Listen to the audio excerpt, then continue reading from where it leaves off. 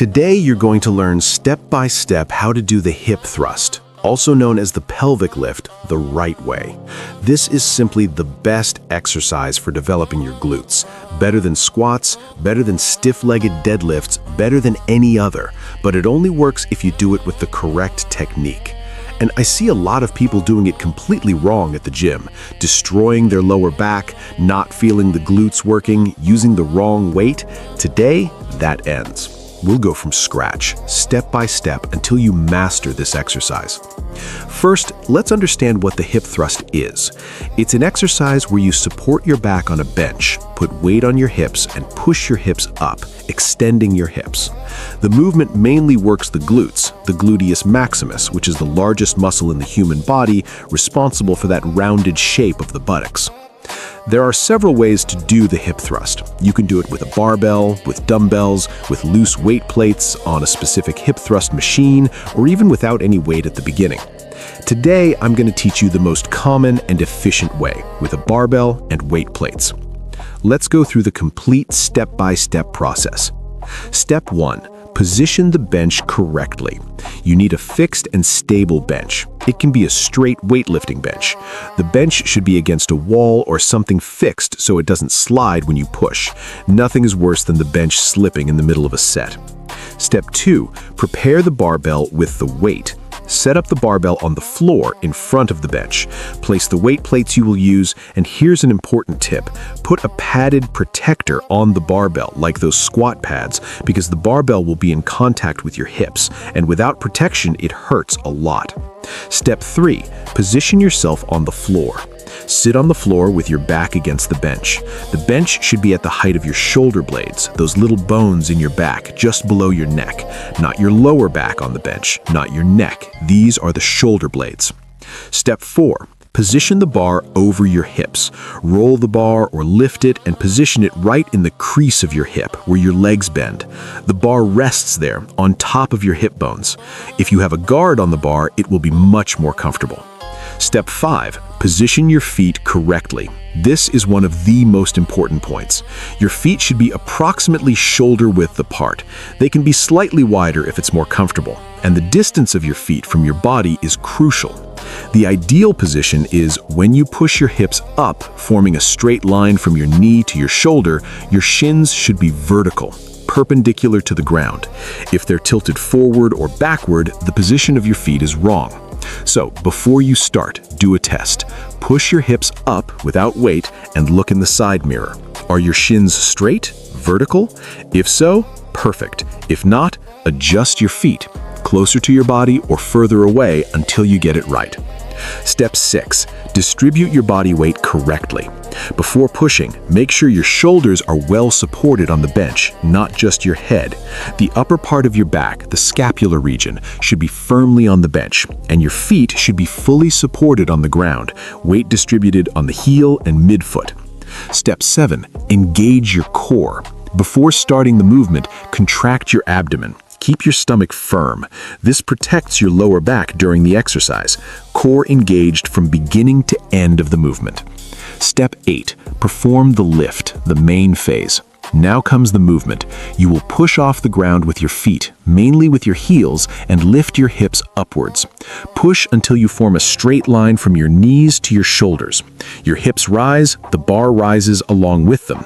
And here's the secret. You push with your glutes. It's not pushing with your lower back. It's not arching your back. It's strongly contracting your glutes and pushing your hips forward and upwards. Think about squeezing your glutes forcefully at the top of the movement. During the lift, inhale. Breathe in while pushing upwards. Step 9. Perform the contraction at the top. When you get to the top, hips fully extended, straight line from knee to shoulder, you will perform a strong isometric contraction. Squeeze your glutes with everything at the top. Squeeze as if you were holding a $100 bill between your buttocks. Hold this contraction for 1 or 2 seconds. This contraction at the top is what really builds glutes. Don't skip this part. It's pure gold. Step 10. Perform the controlled descent. Now you will lower your hips back down, controlling the movement.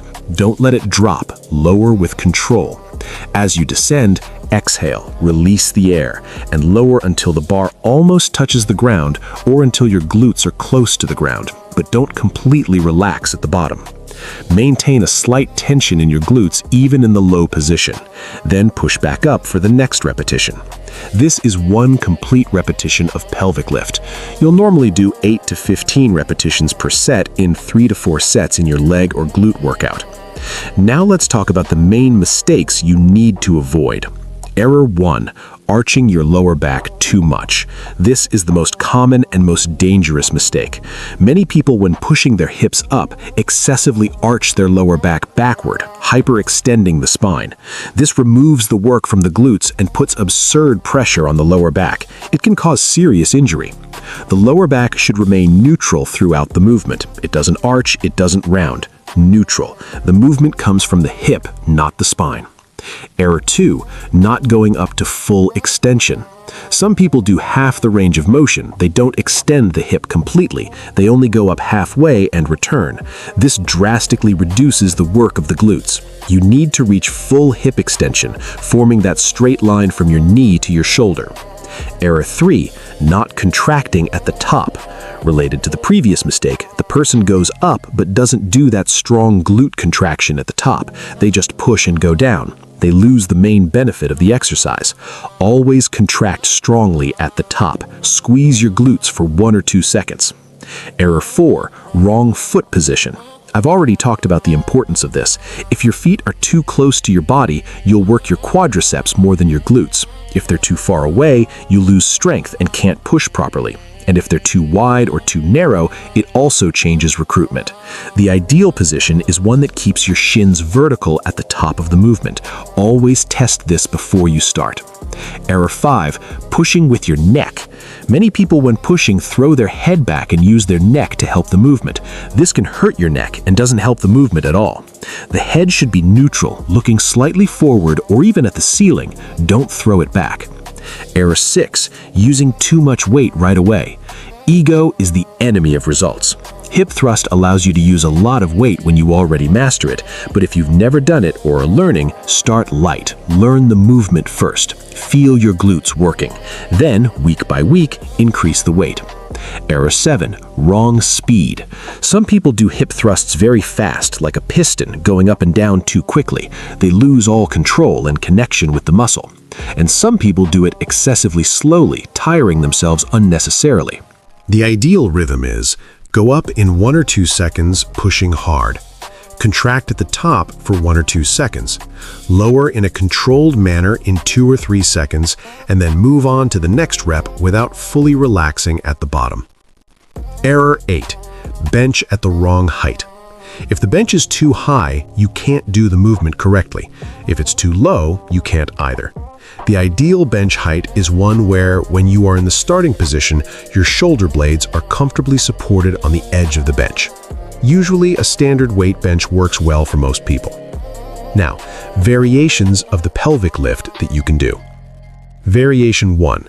Hip thrust with one leg only, unilateral. Instead of pushing with both legs, you extend one leg forward and push with only one. This is much more difficult, works on balance, and corrects asymmetries. Only do it when you have already mastered the bilateral version. Variation 2. Hip thrust with resistance band.